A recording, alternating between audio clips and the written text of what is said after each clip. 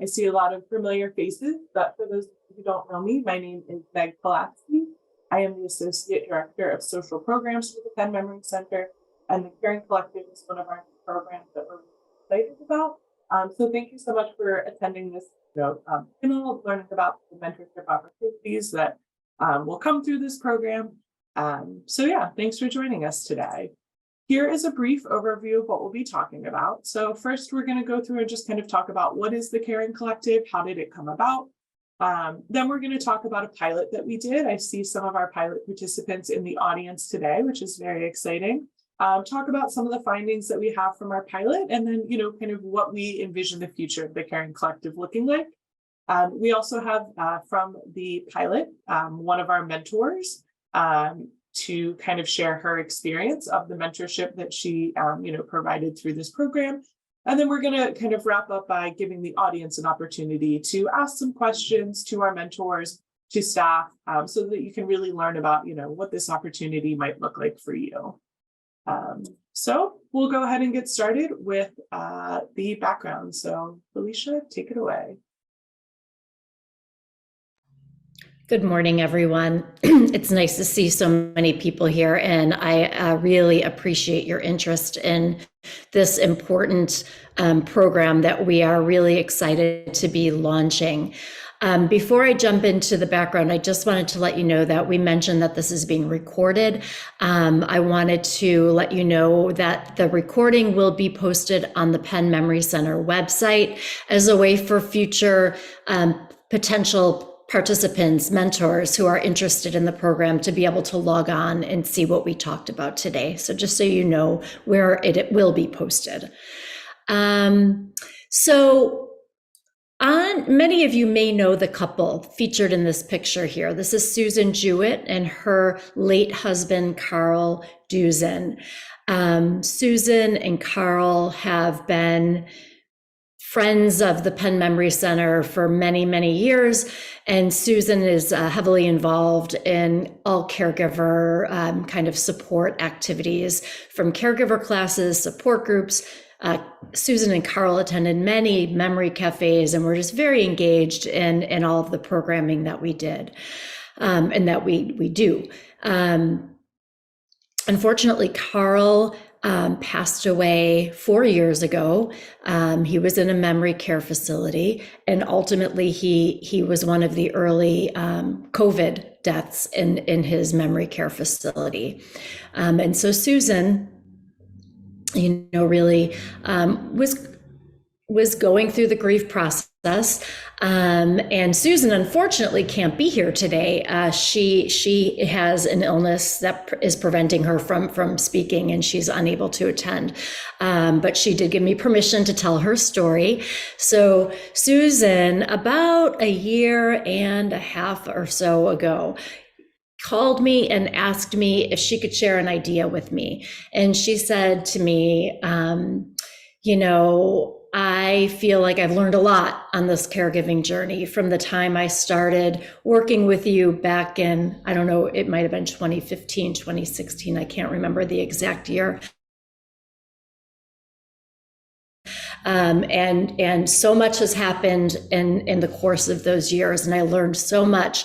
And with Carl having passed, wouldn't it be meaningful to be able to share my knowledge with caregivers newer on this journey? And, she did have informal mentors back then, but, really just thought she would like to be that person for somebody else newer in the journey. So, we bounced around a couple of ideas. I thought it was a great idea. And we kind of landed on the Caring Collective as the name. And we talked about two potential models for this program. So Susan's original vision was to have a mentorship program where either very seasoned caregivers or former caregivers, people who are no longer caring for someone with dementia disorder, would serve as mentors to newer caregivers. That was the model Susan came to me with. And another potential model that emerged in conversations was a peer-to-peer mentorship program where you take two people who might be at the same place in the caregiving journey and partner them up, and they can serve as peers to one another. And so we piloted both programs, and we're going to share with you the results of both programs, and then ultimately explain where we landed in this caring collective model. Wonderful. Yeah. So we had a pilot earlier this year. And as Felicia explained, we looked at two different models. So we looked at a mentee to mentor model and a peer-to-peer model. They received kind of the same approximate number of connections, which was, 6-ish connections over 6 weeks. For each arm of this pilot, we had 4 participants, so 2 mentees, 2 mentors. And then in the peer-to-peer, we had 4 peer participants. And really the idea being behind this, we wanted to see what each model kind of brought to the table in terms of benefits, any gaps that we were able to see, and then really just kind of weighing the benefits of what we were hoping to elicit from this program, and based on kind of the other, benefits and gaps that we're seeing in terms of the programming we're providing to support caregivers. That's kind of what we were looking at when we were considering both of these models, both, kind of what is intrinsic to each model, and then kind of greater what the Penn Memory Center is currently doing, and spaces where we were looking to kind of provide that augmented support. So some results from these pilots in the peer model. What we found primarily is that this, really did a great job of helping people kind of plan for what they felt like the future was going to look like. Discussing kind of currently issues that are occurring, being able to kind of self-reflect on some of the caregiving that they're providing, and really being able to kind of get into a space of getting new ideas, on how to handle illnesses, behavioral challenges, a lot of the different kind of problem-solving components is really what we saw here. Really the ability to kind of collaboratively with someone who has empathetic, kind of understanding of what someone's going through, being able to provide some of these problem solving, components. And then in our mentorship model, we saw some slightly different results. So, definitely, as you can see here, gave ideas about how to handle the loved one's illness, which is similar to the peer-to-peer model. However, the first 2 bits are a bit distinct. So one of the ones that we heard that was most kind of compelling was really insight into how the mentor managed the challenges while finding joy. So something that we found really unique in the mentorship model is kind of being able to see what someone has already seen and how they've navigated some of those challenges. So even if the challenges aren't exactly the same, kind of seeing someone go through that journey, seeing someone, find joy, find meaning, find purpose as they're doing these challenging tasks, as well as afterwards, right? Seeing what this looks like afterwards, what my new normal might look like. And then I think also, interestingly, in the mentor kind of component of this, something mentors espoused was really finding this renewed purpose by being able to help another person navigate these challenges. Finding, as Felicia kind of alluded to earlier, this kind of use for this knowledge, right? This way to kind of give back and really, support someone else through this journey. Mentors found really meaningful, in addition to all the benefits the mentees found. So based on these pilot results, we felt that there was compelling evidence that the mentorship model is the one that we want to pursue. So Felicia's going to talk a little bit about that. Felicia, you're not muted. Thank you. Yes. So, we ultimately landed on the mentor model after doing the pilot program and after interviewing, we interviewed the mentors and the mentees as well. We were a little concerned in the beginning that we wouldn't have enough mentors to do the mentor model, but based on the response here and some of the ways that we crafted the mentor model, I'm no longer concerned about that. I think we will have plenty of mentors to work with our mentees. the peer-to-peer, after talking to some of the mentees about the peer-to-peer model, it almost seemed like it was duplicative of a support group. So the Penn Memory Center offers support groups where we bring a bunch of people together who are going through a shared experience, and there is a facilitator available, but the majority of the sharing comes from the people in the support group who are supporting one another and receiving support from one another. So that was kind of, I think for me, that was what ultimately led me to go with the mentor model, because it is unique, it is novel. We don't have anything like this that exists. And in fact, in doing our research, it doesn't look like many agencies or institutions in this space have such a model. So I think that we will be kind of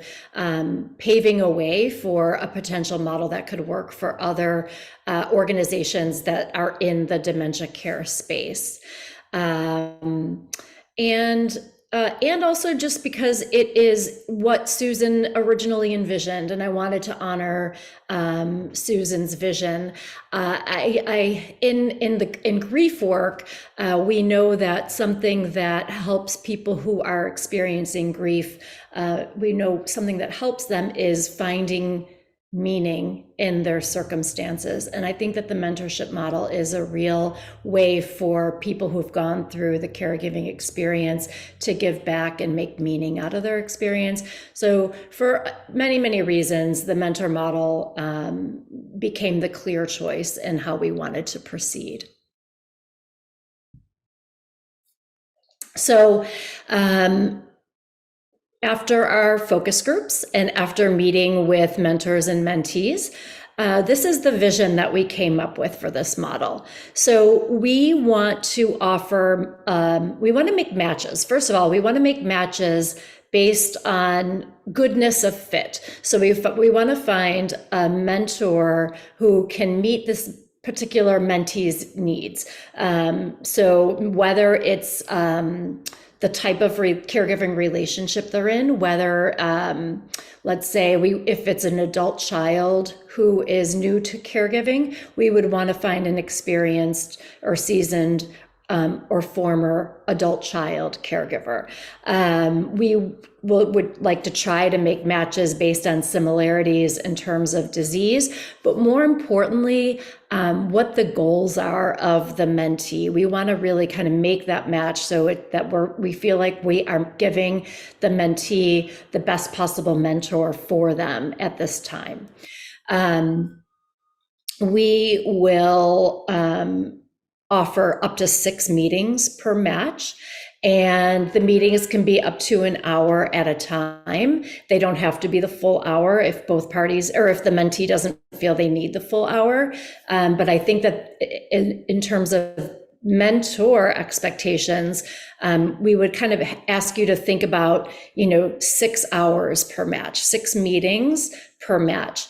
And what this would mean is that you could potentially serve multiple mentees. So if you met with a mentee for 6 weeks and then you took a week or 2 off, then you can meet with a new mentee, for the next six weeks, and so on. So this is a way to maximize how many sessions we can do with the number of mentors that we have. We think we're going to have probably more mentees than mentors, but so we think that model will work. The other thing we want to talk about is mentors having their own agency and their own discretion to extend the relationship informally upon the end. So once you get up to the end of your 6 meetings with your match, if you feel like offering additional meetings or ad hoc calls, or they can reach out to you, you can offer that to your mentee. If you don't want to do that, if you feel like you didn't really jive with that mentee and you want to end the relationship after your 6th meeting, Totally fine. So we're here to support you in whatever capacity that you feel like you have to continue supporting that mentor. But the formal kind of structure of this program would end after 6 meetings or up to 6 meetings. Some mentees may not need 6 meetings, and we're not requiring you to meet for any maximum number of meetings. It's really dependent on what the mentee's needs are. And all of this would be done in the context of training. So Meg and Meg will have put together a training program for. It's a lot of it is establishing boundaries. We want, we all know how people newer to the caregiving journey have a lot of. There can be a lot of stressors in their lives, and we want them to reach out to you, but we don't want it to be, outside of the agreed upon parameters. So we'll talk about boundary setting, we'll talk about schedule keeping, we'll talk about offering advice versus being there to support and listen. So all of these kinds of, we're not training you to be therapists, but there are some therapeutic elements that will naturally, kind of come up in this mentor relationship. So Meg and I are here to support you in your role as a mentor. And if it feels slippery, we are here as backup. You're not completely on your own in this. And we're also going to talk to you and do some training around termination. So when we get up to that 6th meeting, how do we end well? What does it look like to end this relationship in a way that works well for both you and the mentee? So we are here to provide support all along the way to people who choose to be mentors. Great. Thank you, Felicia. One thing I wanted to just kind of add is what the trajectory of joining the Caring Collective would look like. So, if after today, this is something that you're interested in learning more about and potentially pursuing, the first step will be completing an application. Pretty brief application, should take about 5 to 10 minutes. Once that application is completed, then we'll proceed to kind of the next steps, which look like completing a brief interview. Generally, that's 30-45 minutes with myself or one of the other kind of Penn Memory Center staff members. And during that interview, what we're trying to do is understand, what your caregiving journey looked like, some of the strengths that you have, some of the spaces where, you might want some more support or some more training, and what a good mentee would look like for you. So once we complete that brief interview, the last step will just be a training. The training is generally an hour, maybe an hour and a half, depending on the size of the class. And those are kind of the only steps. So, we try to make sure that you're well supported, you're well informed, you're well prepared, but also not a burdensome process in terms of joining this program and, being able to share your expertise. So the next thing that we're going to step into is some kind of pre-planned Q&A that we have for our mentors. So Felicia is going to be speaking on behalf of Susan, who sent in some information for us already. Nadine, if we could get your camera on and get you unmuted, that would be great. She is the other person who was served as a mentor in our pilot program. And so we're going to ask her a few questions and hear from her.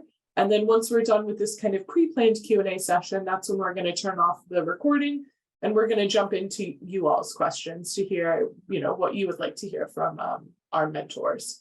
So we'll get Nadine's camera on and then we'll get started. Nadine, there you go. Okay, thank you. All right. So Nadine, I would love to hear 1 to 2 reasons you chose to participate in the Caring Collective. Well, first, I'd like to say good morning to everyone. And I also want to say my appreciation for you all being here. I chose to, and I'm very open to answering any questions that anyone might have when I finish. So the first question, the few reasons why I chose to be in the Caring Collective. I'm so sorry, my computer's frozen, right? We hear you, Nadine. The video's a can hear little me now? funky, but the audio's coming Okay. through. So first of all, I wanted to be a resource for always want to be a resource for someone who is going through the Alzheimer's journey and the caregiving journey. And, you know, whether that's an acquaintance that knows somebody, and they want to have somebody to talk to, I'm happy to be that person. And also just to be the person that maybe in this case for the Caring Collective is that if somebody wants a mentor, that they have someone that's just going to listen to them. Because I think we all need that. And other caregivers are the people that really understand and really know and feel, and you can laugh together and you can be sad together. So it's a very special bond, and the relationships that I have built over the years with other caregivers has been a lifeline for me. And the second reason would really be that I really see this that I have had. It's an 11-year journey that has had a positive outcome. And when I say that, I I just think about all that I have learned and the process of acceptance, adapting, seeing my own resilience to get through this journey, and really having a lot of gratitude and appreciation for things in a whole different way. So I hope that, not that I hope, but perhaps I might role model that for somebody, because that is how I see my journey. Awesome. Thank you, Nadine. Felicia, on behalf of Susan. Thank you. So I'm going to read to you. Susan sent me text, and so I'm just going to be looking at another screen and reading Susan's reasons for choosing to participate in the Caring Collective. So Susan says, "We don't always get to choose the paths our lives take, but we do get to make a choice about how we respond. So when dementia comes along, many of us lean into the new role as care partners in spite of our grief and dismay. We scramble for information, we seek answers and support, all while managing our own new situation. We learn a lot. For me, when the caregiving journey ended with the death of my beloved, along with the grief, I was left with the sense that now I had a whole new body of knowledge, a broader yet specific sense of understanding and compassion based around the disease of dementia. I remembered those early frantic days after Carl's diagnosis when I was scrambling to understand and respond to the new world in which we found ourselves. I remembered how vital the support group at the Penn Memory Center was, but also how grateful I was when several members reached out to me outside of the group. Those conversations with folks who were going through the same thing were especially vital. How could I not want to pay it forward to share with other care partners the tears, the laughter, the knowing and understanding that comes with our shared lived experience, to be there for others when others had been there for me. I did it out of gratitude to Peggy, Maggie, Nadine, and Sharon, my own informal caregivers." Wonderful. Thank you, Felicia and Susan. So Nadine, we would love to hear any benefits that you kind of feel that you've received as being part of this experience. You know, I jotted down a few things earlier today, but I will add that before I begin that, Felicia made a statement earlier that I think encapsulates it, encases it very accurately, is that the process, she said something about that she has found that the people have found, we find meaning going through, it adds meaning for our own grief process. So the fact that when I first wrote down, I saw kind of like three things for myself, and that was giving back to my caregiver community, because we're a community. Giving back to an individual, being a listener, can also just be helpful to another person. So I saw that as a personal benefit, that my experiences could be useful as a caregiver. And then I had an interesting experience that I was not anticipating, and really struck me after my very first conversation with my mentee. And that was that I really, I'm 11 years into this journey. So I'm in a very different place than I was way back when, as Susan very eloquently described. But I really reflected back. It really set me down a path of reflecting back on my caregiver journey, and a whole range of emotions around that. But overall, the amount of growth that I have personally had as a result of the journey. So that was an additional, very internal, personal benefit. Wonderful. Thank you, Nadine. Felicia, what does Susan have to say on question number 2?